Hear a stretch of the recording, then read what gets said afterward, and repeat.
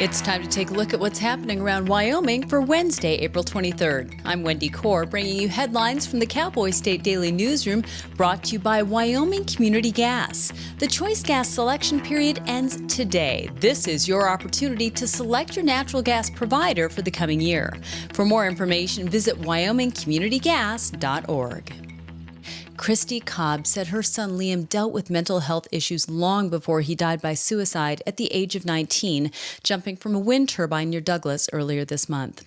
Christy told Cowboy State Daily's Leo Wolfson that she hopes her son's life can serve as inspiration, that it's possible for life to get better even when people feel they're in a dark place. She described him as very tortured in that he'd been dealing with mental health issues for a few years. He'd even told his parents a few years ago that he planned to commit suicide and had a plan to do it. So this was nothing new and not necessarily a huge shocker for the Cobbs, but they actively tried to fight it. And they did what they could for Liam those last few years, trying to reach out to him as much as possible, be as supportive as possible. He pursued different kind of forms of athletics just to kind of get his endorphins up, to kind of have a better attitude towards life. He pursued cycling and bodybuilding. She believes those things at least helped kind of hold off some of the demons that were ailing him. But at the end of the day, it still wasn't enough. Cobb said she wants her son's death to serve as a reminder for people to reach out to those they know who have mental struggles and let them know that they matter.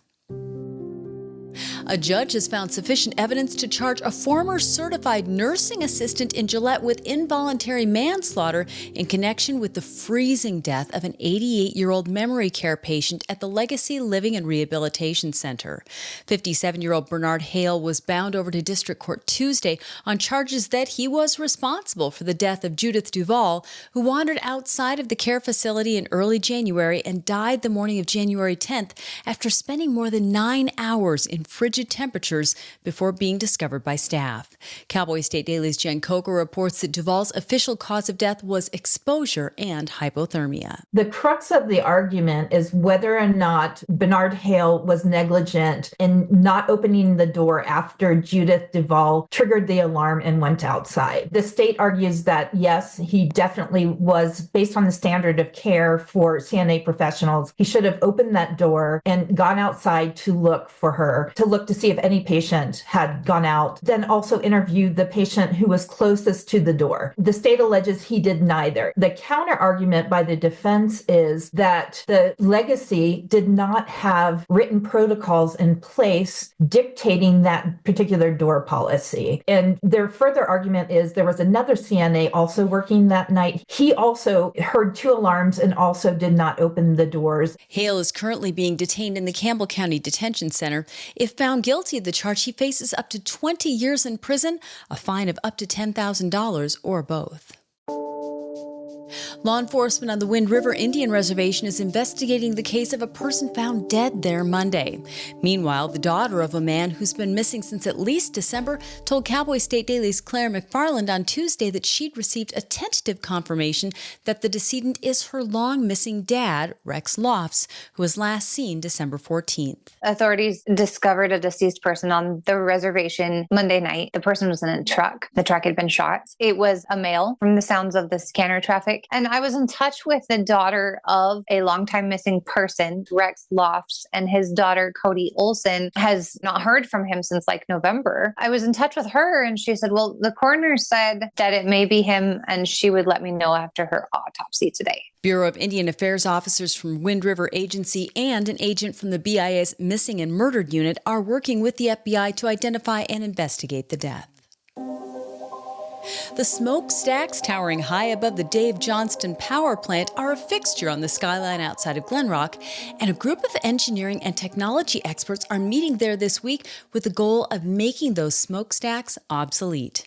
Cowboy State Daily's David Madison reports that 8 Rivers, a decarbonization technology company based in Durham, North Carolina, is developing technology that will not need smokestacks to release emissions from burning coal. They've developed a type of turbine technology technology that uses oxy-combustion, using pure oxygen to burn coal or a coal blend of some kind. The end result is that it produces pure CO2 that can then be piped out of the plant instead of sent up the smokestack. So it aspires to basically make smokestacks obsolete and deliver on a promise that seems too good to be true in a lot of ways. Can you really generate clean, emissions-free power from coal? A massive team of engineers is currently working on the turbine that promises to produce dispatchable clean energy using coal. And now let's take a look at today's weather with Cowboy State Daily meteorologist Don Day. Well, after a really nice day yesterday across the Cowboy State, we're going to start to see things change. Now, today will start off mild, a lot like how Tuesday went, but as the day wears on, clouds will be building and scattered afternoon showers and thunderstorms will develop across the central, the north, and the east. Some of these, especially in the east, could linger into the overnight hours and into the early morning hours of Thursday. And Thursday and Friday and part of Saturday, we're going to continue to be a bit cooler statewide with daily chances of scattered showers and storms. Now, they're not going to be really organized. They're going to be kind of here and there, kind of spotty. But the odds are over the next 3 or 4 days that many of you will experience some rainfall, some high elevation snowfall. Temperatures, thankfully, won't be that cold with this system. A little bit cooler through Saturday, then a stronger cold front is due late in the weekend and into early next week. You can get Don's full forecast on the Cowboy State Daily website. I'll be back in just 15 seconds with more news. We're a company seeking to develop a rare earth element mine outside of Wheatland, Wyoming. Rare earth elements are magnet metals, an important industrial input in everything from your cell phone to an F-35 fighter jet. We're trying to bring a domestic supply online so that our country doesn't have to rely on China. Please visit our website at AmericanRareEarths.com. A 12-person jury has determined that a former award-winning foster father is guilty on 8 counts of abusing multiple children, either sexually or physically. Cowboy State Daily's Dale Killingbeck reports that after nearly 2 weeks of sometimes graphic and emotional testimony in the case against Stephen Marler, the jury was out for 6.5 hours before announcing their verdict Tuesday evening. About 7:30 on Tuesday, a 7-man and 5-woman jury here in Natrona County came down with a verdict on the sex charges against a former award-winning foster dad. They found him guilty on 8 of 11 charges that he was facing involving sexually abusing adopted daughters. 3 of the charges were dismissed. Those involved foster daughters back from 2013 and 2014. He was found guilty on 5 counts of battery and 1 count of child endangerment. And he showed little emotion when the verdict was read. He did wave to his family as his bond was revoked and he was taken away by sheriff deputies. A pre-sentence investigation has been ordered prior to scheduling a sentencing hearing. Mineral revenues have been in decline in Wyoming over the past decade, which has resulted in a corresponding drop in funding for Wyoming's public schools. How to address that loss of revenue from oil and gas leases was a major topic of conversation at a state trust land forum at the University of Wyoming on Tuesday.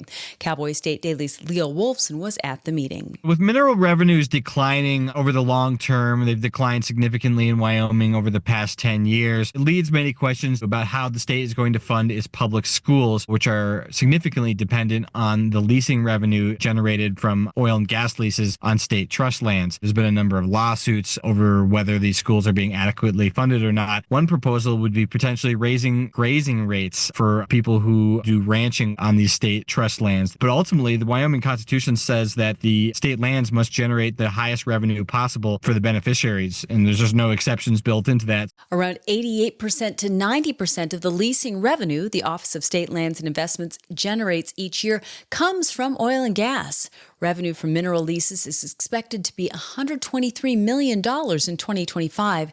That's the lowest sum in Wyoming in the last 4 years. Hundreds of mule deer are killed along a 25-mile stretch of U.S. Highway 26, roughly centered around Du Bois. So a coalition of state agencies and tribal and private groups pegged it for Wyoming's next major wildlife crossing project.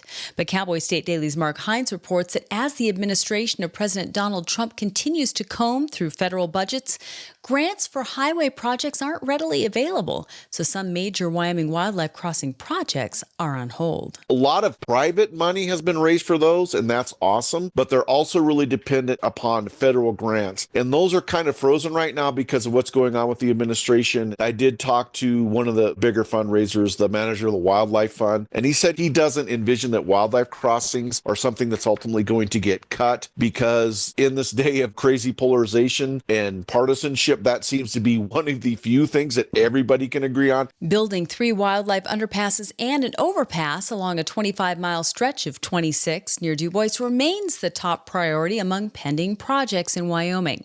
Another high-priority undertaking is the proposed Halleck Ridge project, an overpass along I-80 in the Elk Mountain area. And it's a nightmare on 17th Street. That's what neighbors of a parking garage in downtown Cheyenne say regarding the unsavory activity taking place there that disturbs the peace and makes those who use it uneasy.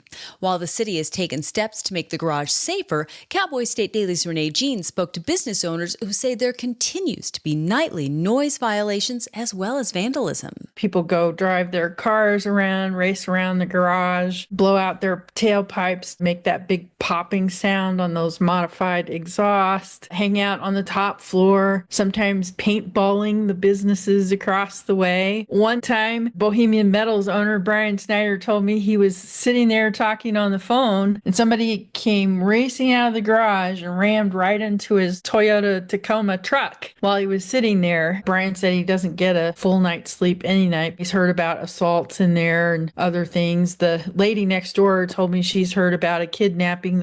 The mayor says the city is looking at ways to further light up the garage at night, including lowering the lights so light disperses better and painting the walls white. The city has also installed high-definition cameras in the garage and installed stations where patrons of the garage can alert security if something were to happen. And that's today's news. Get your free digital subscription to Wyoming's only statewide newspaper by hitting the daily newsletter button on cowboystatedaily.com. And you can watch this newscast every day by clicking subscribe on our YouTube channel, or you can listen to us on your favorite podcast app. Thanks for tuning in. I'm Wendy Corr for Cowboy State Daily.